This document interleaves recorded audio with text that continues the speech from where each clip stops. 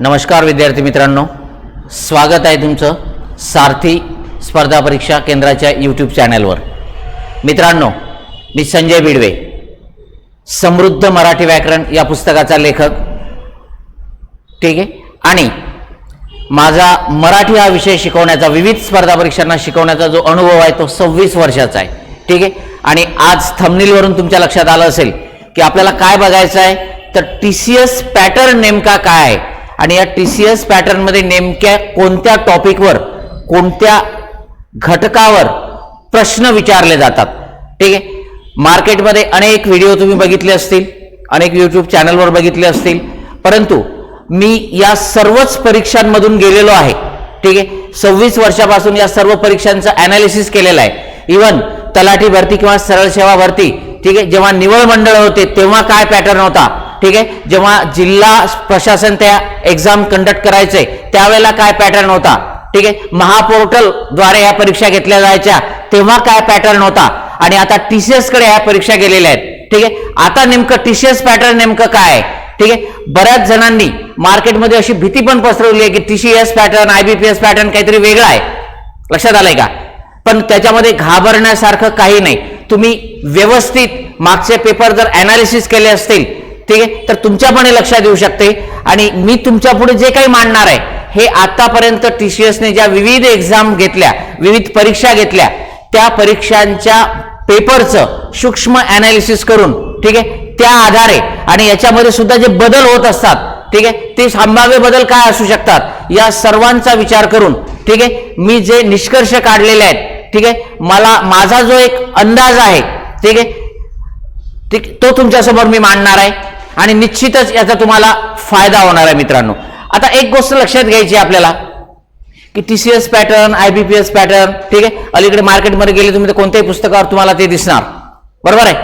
मग आता हा पॅटर्न वेगळा आहे का, याचा काही सिलेबस वेगळा आहे का, किंवा मग या टीसीएस पॅटर्न मध्ये नेमकं प्रश्न उच्चारण्याची पद्धत वेगळी आहे का, ठीक आहे। तर ह्या सर्व गोष्टींचा आपण इथे उहापोह करणार आहेत, या सर्व गोष्टींचा आपण इथे विस्तृत या गोष्टींची चर्चा करणार आहे, लक्षात आलंय।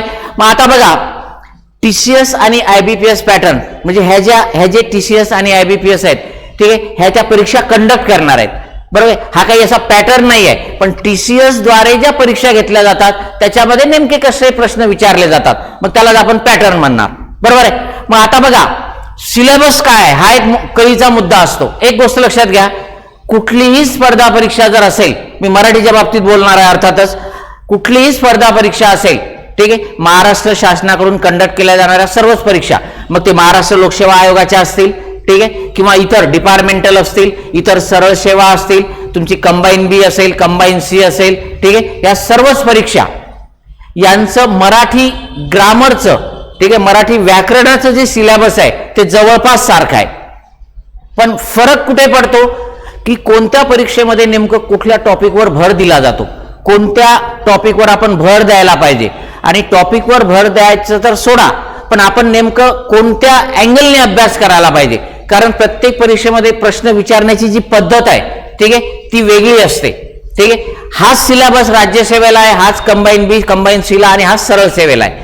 मग तुम्ही तलाठी देत असाल, ठीक आहे, वनरक्षक देत असाल, एक्साईजची एक्झाम देत असाल, किंवा इतर आणखी क्लरिकल वेगवेगळ्या डिपार्टमेंटच्या एक्झाम देत असाल, ठीक आहे, तर या सर्वांमध्ये सिलेबस जरी एक असलं तरी प्रश्न विचारण्याची पद्धत जी आहे, ठीक आहे, ती मात्र वेगवेगळी आहे, ठीक आहे। मग आता इथे एक महत्वाची गोष्ट लक्षात घ्यायची की ज्या वेळेला आपण टीसीएस पॅटर्न नुसार सरळ सेवेचा विचार करणार आहे, ओके, तेव्हा आपल्याला सिलेबस जे आहे, ठीक आहे, ते सर्वच सिलेबस आहे, पण टीसीएस प्रश्न विचारताना नेमकं कोणत्या प्रश्नांवर भर देतो आणि कोणते टॉपिक जे आहेत हे आपण डिटेल्ड मध्ये करायला पाहिजे, आणि कोणते टॉपिक हे आपण ओझरते केले तरी चालतात, ठीक आहे। यातलं संकल्पनात्मक अभ्यास कोणत्या टॉपिकचा तुम्हाला करायचा आहे, ठीक आहे, यातले फॅक्च्युअल घटक कोणते आहेत की जे त्याच्यामध्ये संकल्पना नाही आहेत, त्या गोष्टी तुम्हाला माहितीच पाहिजे, ठीक आहे, असे टॉपिक कोणते आहेत, ठीक आहे, तर यावर सुद्धा आपण चर्चा करणार आहे। तर मित्रांनो, आपण वेळ न घालवता, ठीक आहे, सुरुवात करूया। बघा, एक गोष्ट लक्षात घ्यायची की टीसीएस पॅटर्न ज्या वेळेला आपण म्हणतो,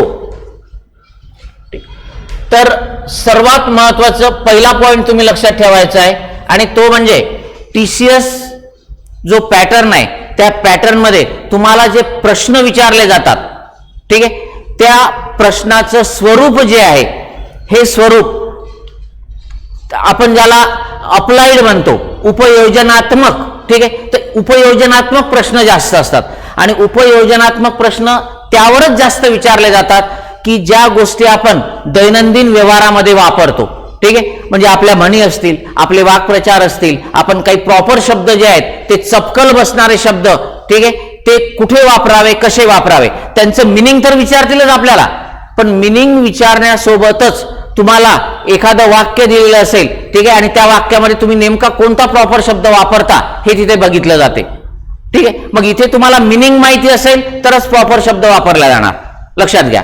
म्हणजे एक सिंपल जर तुम्हाला उदाहरण द्यायचं तर दोन्ही भावात मी डॅश डॅश डॅश आहे, ठीक आहे. कनिष्ठ, वरिष्ठ, ज्येष्ठ असं जर त्यांनी दिलं, वरिष्ठ आणि ज्येष्ठ याचा जर विचार केला आपण, कनिष्ठ नाही दिलं, ठीक आहे, वरिष्ठ आणि ज्येष्ठ, तर आपण वरिष्ठ आहे असं म्हणत नाही, तिथे ज्येष्ठ हा शब्दच योग्य बसतो, कारण ज्येष्ठ हा शब्दच नातेसंबंधात आपण वापरत असतो, बरोबर आहे. कनिष्ठ वगैरे हे पदाच्या बाबतीत वापरलं जाते, ठीक आहे, त्याची जी हायरार्की असते, बरोबर, त्याच्यामध्ये हा शब्द वापरला जातो, कनिष्ठ, वरिष्ठ, ठीक आहे. पण नातेसंबंधामध्ये आपण कनिष्ठ आणि ज्येष्ठ हेच शब्द वापरतो, लक्षात आलंय का. मग तुम्ही पत्रिकेवर बघितलं असेल, कधी तुम्हाला वरिष्ठ बंधू शामराव यांचे वरिष्ठ चिरंजीव असं कधी दिसते का? नाही, ज्येष्ठ चिरंजीव. मग तुम्हाला हा प्रॉपर शब्द तिथे वापरता आला पाहिजे. किंवा एखादा पॅरेग्राफ दिलेला असतो, एखादा प्रसंग दिलेला असतो एखाद्या व्यक्तीच्या नावाने, आणि मग त्याच्यावर जी घडलेली घटना आहे, त्याच्या बाबतीत जी घडलेली घटना आहे, ठीक आहे, त्या घटनेवर एक प्रॉपर म्हण तुम्हाला वापरायची असते, त्याची रिकामी जागा सोडलेली असते, बरोबर आहे. मग तिथे प्रॉपर म्हण कोणती असेल, तिथे कोणता वाक्प्रचार प्रॉपर लागू होईल, ठीक आहे, कोणता अलंकारिक शब्द प्रॉपर लागू होईल, कोणता शब्द समूहाबद्दल प्रॉपर शब्द तुम्हाला तिथे वापरता येईल, हे जे विचारलं जाते यालाच आपण उपयोजनात्मक म्हणणार. लक्षात आलंय का. तर सर्वात महत्वाचा जो भाग असतो त्याच्यामध्ये हे लक्षात ठेवायचं की इथे उपयोजनात्मक म्हणजे ज्याला आपण अप्लाइड म्हणतो, ठीक आहे, हे प्रश्न विचारले जातात. आणि अप्लाइड प्रश्नांचा ज्या वेळेला आपल्याला अभ्यास करायचा असतो मित्रांनो, त्यावेळेला संकल्पना क्लिअर होणं जरुरी आहे. मग संकल्पनात्मक प्रश्न सुद्धा तुम्हाला विचारले जातात. आणि काही प्रश्न जे असतात, ठीक आहे, पहिला उपयोजनात्मक प्रश्नाचं स्वरूप कसं असेल, उपयोजनात्मक. नंबर 2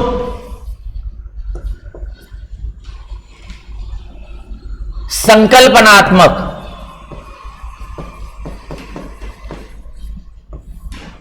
संकल्पनात्मक. आणि नंबर 3, ठीक आहे, ज्याला आपण फॅक्च्युअल म्हणतो, फॅक्ट,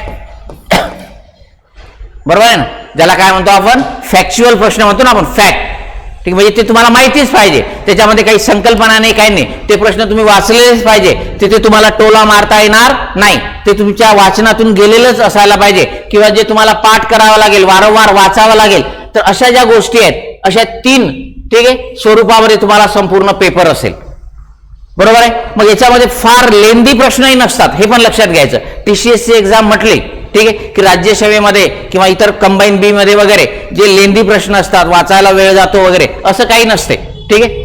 फार लेंदी प्रश्न 2-4 असतील तर असतील, ठीक आहे, पण बहुतेक प्रश्न हे शॉर्टच असतात, पण ते संकल्पनात्मक, उपयोजनात्मक किंवा फॅक्टवर आधारित असतात, ठीक आहे. मग आता याच्यामधला उपयोजनात्मक हा जो भाग आहे, ठीक आहे, हा भाग तुमचा व्यवस्थित होण्यासाठी तुमच्या संकल्पना पण क्लिअर पाहिजे आणि तुम्हाला प्रॉपर माहिती पाहिजे की एखादी म्हण जी आहे, बऱ्याच वेळेला आपण ती म्हण व्यवहारामध्ये वापरतो, ठीक आहे, पण तिचा प्रॉपर अर्थ माहिती नसतो, बरोबर ना.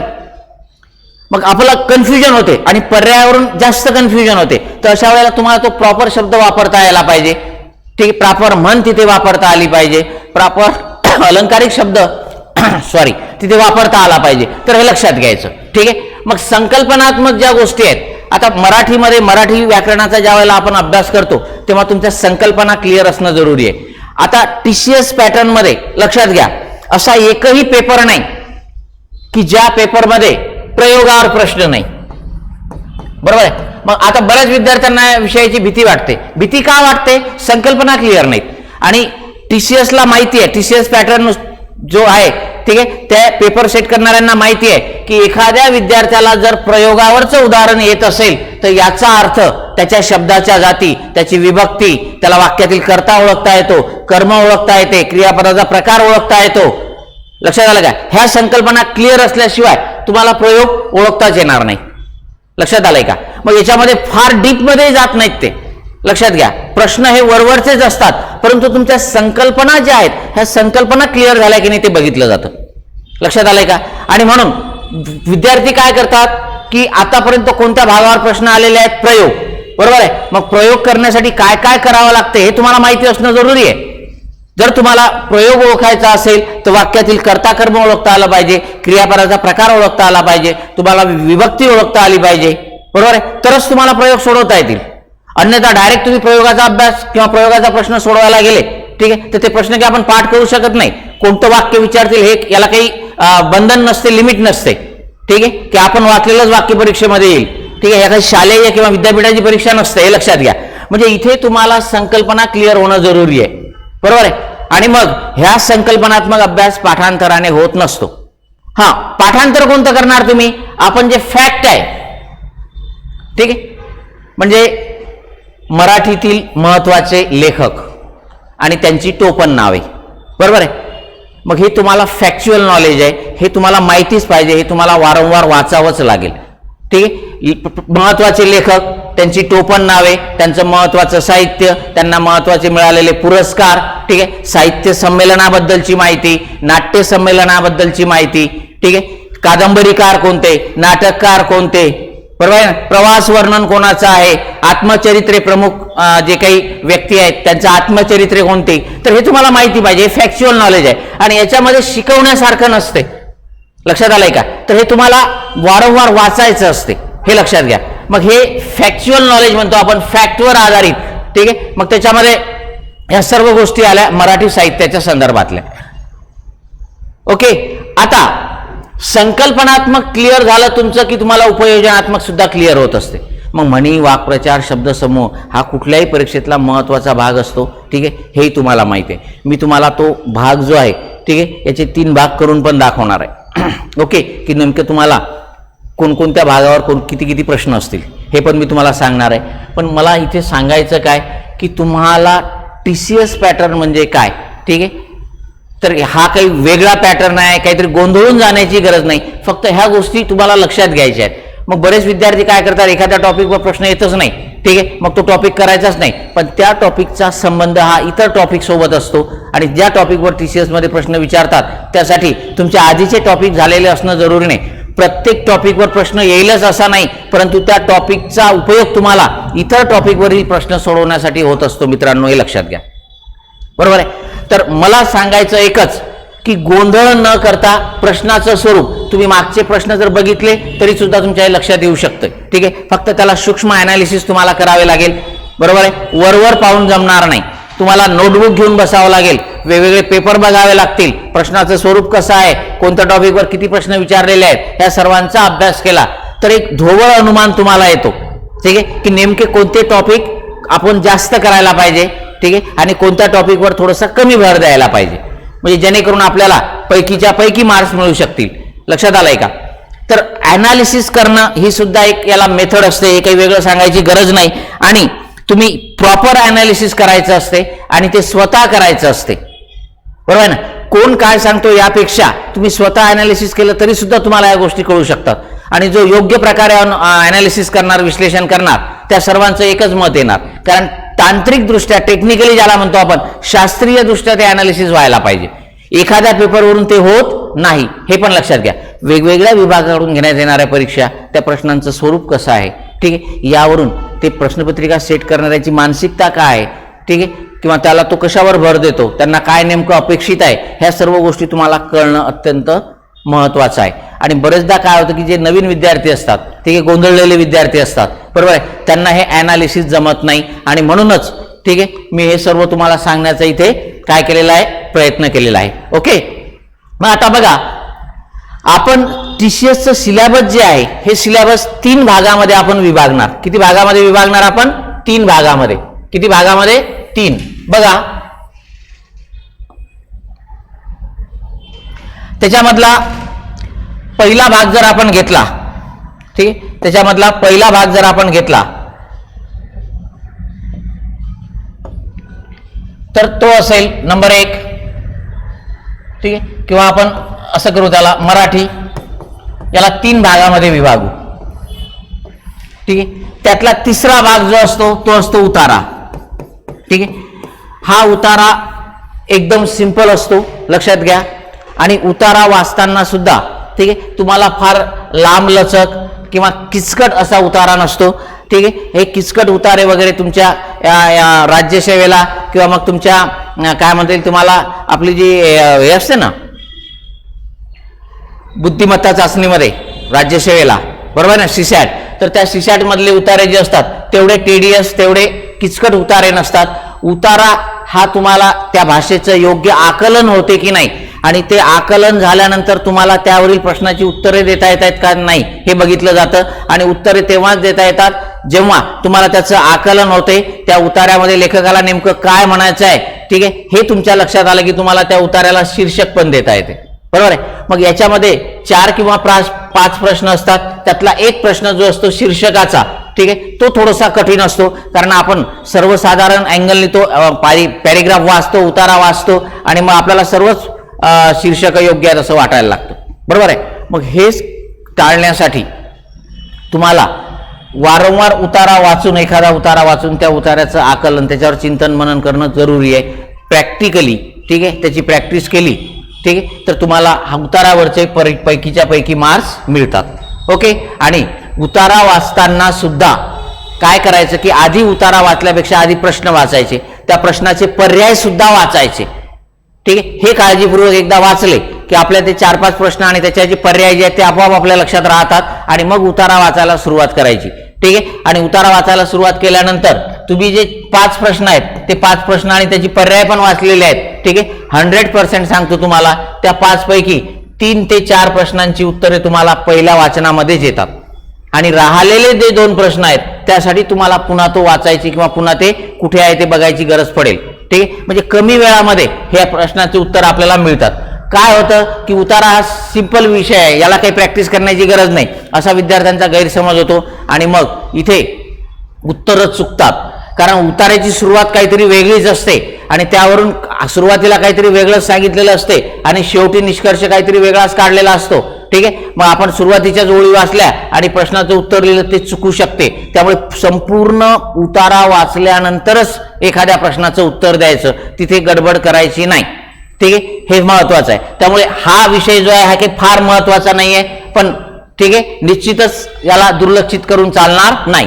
मग 2 भाग जे राहिले ते आपलं व्याकरण, ठीक आहे, आणि नंतरचं शब्दसंग्रह, नंतरचं काय शब्दसंग्रह. मग आता लक्षात घ्या, या शब्दसंग्रहामध्येच मी तुम्हाला साहित्याविषयीची माहिती, ठीक आहे, साहित्य आणि साहित्यिक, साहित्य आणि साहित्यिक जे आहेत, ठीक आहे, यांच्याविषयीची जी माहिती आहे ते या शब्दसंग्रहामध्ये समाविष्ट केलेली आहे, बरोबर आहे. मग आता साधारणपणे 25 प्रश्नाचा जर विचार केला आपण, बरोबर आहे, सर्वसाधारणपणे 25% सिलेबस हे मराठीला असते. ओके. मग आता लक्ष द्या, टक्केवारीमध्ये मी विचार करतोय, मी प्रश्न सांगणार नाही किंवा 25 प्रश्न जरी घेतले आपण, ठीक आहे, 25% तरी मराठीला 25%, ठीक आहे, त्याच्यामध्ये एकूण मार्क्समध्ये वेटेज असणार आहे. आणि मग याच्यामध्ये जवळपास हे 5 प्रश्न जर सोडले तर 20 प्रश्न राहतात, बरोबर आहे.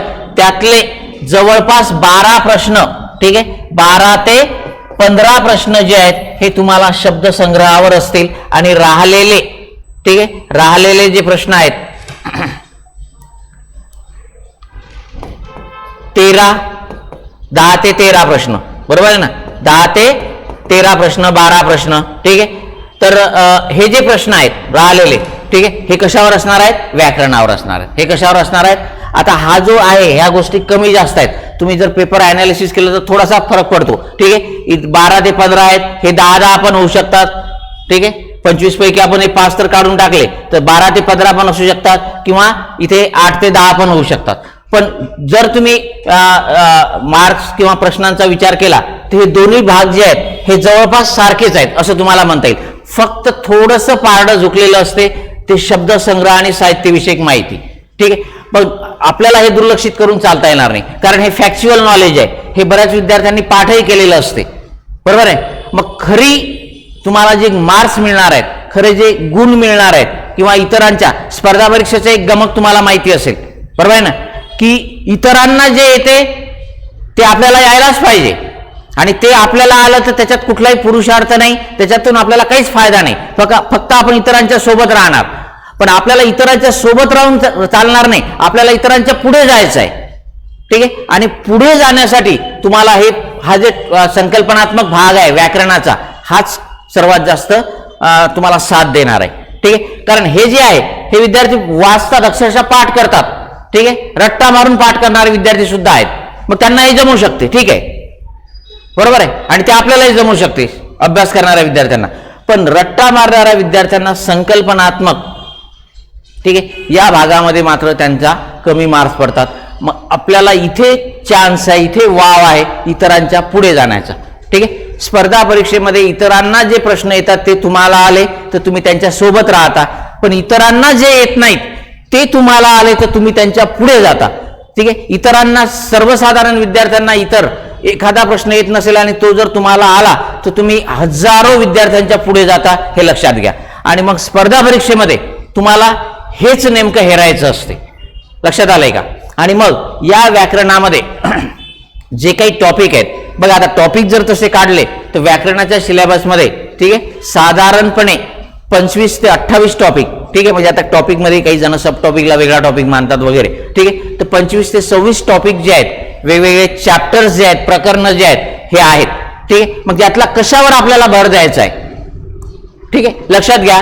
तर याच्यामध्ये आपण जेव्हा कशावर आपल्याला भर द्यायचा आहे हा जो विचार जेव्हा आपण करतो, कशावर आपल्याला भर द्यायचा आहे हा जेव्हा आपण विचार करतो, तेव्हा एक गोष्ट लक्षात घ्या की याच्यामध्ये आपण सर्वाधिक महत्व जे देणार आहे, सर्वाधिक महत्व जे देणार आहे संकल्पनात्मक व्याकरणाच्या बाबतीत मी बोलतोय, तर त्याच्यामध्ये सर्वात आधी आपण वर्णमाला.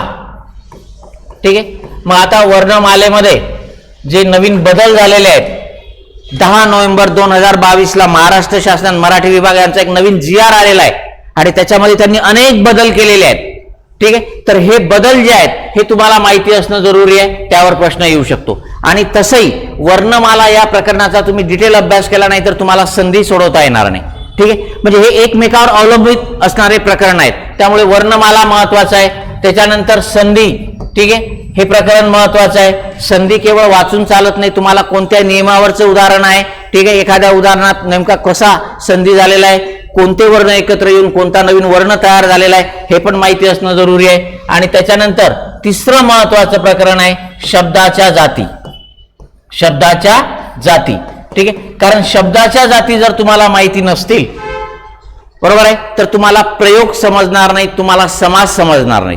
ठीक आहे, याच्यानंतर, ठीक आहे, तुम्हाला आणखी एक महत्वाचा टॉपिक तो म्हणजे विभक्ती. विभक्तीवर तुम्हाला TCS मध्ये डायरेक्ट प्रश्न फार कमी वेळा आलेला आहे, पण तुम्हाला विभक्ती ओळखता आली नाही, ठीक आहे, तर समासामध्ये पण प्रॉब्लेम येऊ शकतो आणि प्रयोग तर कळणारच नाही. बरोबर आहे, म्हणजे हाही संकल्पनात्मक एक टॉपिक आहे महत्वाचा. त्याच्यानंतर तुमचा नंबर लागतो बघा 5वा टॉपिक जो आहे, ठीक आहे, तो आहे वाक्य रचना आणि वाक्याचे प्रकार. वाक्य रचना, ठीक आहे, आणि त्याचे प्रकार आणि त्यांचं रूपांतर सुद्धा, हा सुद्धा एक महत्वाचा टॉपिक आहे, यावर सुद्धा भर द्यावा लागेल तुम्हाला. त्याच्यानंतर समास आहेत, ठीक आहे, हमखास प्रश्न असतो. त्याच्यानंतर प्रयोग आहे, हमखास प्रश्न असतोच. TCSचा कुठलाही पेपर बघा तुम्हाला इथे प्रश्न दिसेल. त्याच्यानंतर नंबर 8, ठीक आहे, अलंकार आहे. ठीक आहे, हे टॉपिक महत्वाचे आहेत. मग तुम्हाला वृत्ते, ठीक आहे, फारसं करण्याची गरज नाही, ठीक आहे, पण करावं लागेल, विचारू शकतात. पण आतापर्यंत वृत्तावर फारसा प्रश्न नाही. रस आहे, काव्य गुण आहे, ठीक आहे, वाक्य पृथक्करण आहे, यावर TCS मध्ये फार कमी प्रश्न विचारलेले आहेत मित्रांनो. म्हणजे हे जे टॉपिक आहेत हे टॉपिक आपल्याला इत्थंभूत करावे लागणार आहेत, याच्यामध्ये तुम्हाला कुठलीही कसर सोडता येणार नाही. ठीक आहे, मग लिंग वचन वगैरे हे आपण जे आहे हे सर्व शब्दाच्या जातीमध्ये कव्हर होत असते. ठीक आहे, मग तुमच्या शब्दाच्या 8ही जाती येतील, लिंग वचन असेल, ठीक आहे, सामान्य रूप असेल, त्या सर्व गोष्टी त्याच्यामध्ये आपण हे कव्हर करत असतो. तर महत्वाचे हे 7 टॉपिक आहेत, हे लक्षात घ्या. आणि हे संकल्पनात्मक आहेत, ठीक आहे, याच्यामध्ये तुम्हाला कन्सेप्ट क्लिअर लागणार आहेत, हे लक्षात घ्या. ठीक, मग इतर जे टॉपिक आहेत, शब्दशक्ती असेल, ठीक आहे, एखाद्या वेळेला प्रश्न विचारलेला आहे, म्हणजे ते पण आपल्याला करणं जरुरी आहे. वाक्य पृथक्करण आहे, ठीक आहे, वृत्त आहेत, तर त्यावर सुद्धा प्रश्न विचारतात. मग तुमच्या लक्षात आलं असेल की एकूण 3 भागामध्ये आपण हे संपूर्ण सिलेबस, ठीक आहे, विभागलेला आहे. एक उतारा सोडून दिला तर राहिलेले 20 मार्कामध्ये, ठीक आहे, 10 ते 12 मार्क कमी जास्त होऊ शकतात. ठीक आहे, शब्दसंग्रह आणि संकल्पनात्मक व्याकरणाचा जो भाग आहे आणि त्या व्याकरणाच्या भागामधलेही महत्वाचे टॉपिक तुम्हाला हे करावे लागणार आहे. ठीक आहे, आणि शब्दसंग्रह तर मी तुम्हाला सांगितलंय, शब्दसंग्रहामध्ये म्हणी आहेत, वाक्प्रचार आहेत, अलंकारिक शब्द आहेत, शब्दसमूहाबद्दल एक शब्द आहे, समानार्थी शब्द आहे, विरुद्धार्थी शब्द आहे, आणि शब्दामध्ये सुद्धा विरुद्धार्थी शब्दांवर आतापर्यंत जर तुम्ही बघितलं तर जास्त भर दिलेला दिसतो TCSने. ओके, मग विरुद्धार्थी समानार्थी शब्द आहेत. ठीक आहे, आणि प्रॉपर शब्द तुम्हाला एखाद्या वाक्यामध्ये एखाद्या प्रसंगाची घटना दिलेली असेल तर त्याच्यामध्ये प्रॉपर म्हण किंवा वाक्प्रचार वापरता येतो की नाही, अशा प्रकारचे उपयोजनात्मक अप्लाइड क्वेश्चन जे म्हणतो आपण, ठीक आहे, ते पण महत्वाचे आहेत. आणि आणखी सर्वात महत्वाची गोष्ट म्हणजे मराठी साहित्याशी संबंधित जे प्रश्न आहेत, लेखक, त्यांची टोपण नावे, त्यांचं साहित्य, त्यांना मिळालेले पुरस्कार, ठीक आहे, त्यांच्या कादंबऱ्या, ठीक आहे, त्यांचे आत्मचरित्र, त्यांचे प्रवास वर्णन, नाट्य संमेलन, ठीक आहे, मराठी साहित्य संमेलन, ठीक आहे, तर ह्या सर्व गोष्टी सुद्धा तुम्हाला जे फॅक्च्युअल नॉलेज आहे, जे तुम्हाला पाठ करायचं असं म्हणतो आपण, ठीक आहे, त्यावर सुद्धा प्रश्न असणार आहेत. मग तिथे स्पर्धा कमी असते हे लक्षात घ्या, कारण ते सर्वांनाच येतात. खरी स्पर्धा कुठे? संकल्पनात्मक. खरी स्पर्धा कुठे? संकल्पनात्मक. कारण इथे डोक्याचा वापर करावा लागतो, त्या गोष्टी समजून घ्याव्या लागतात.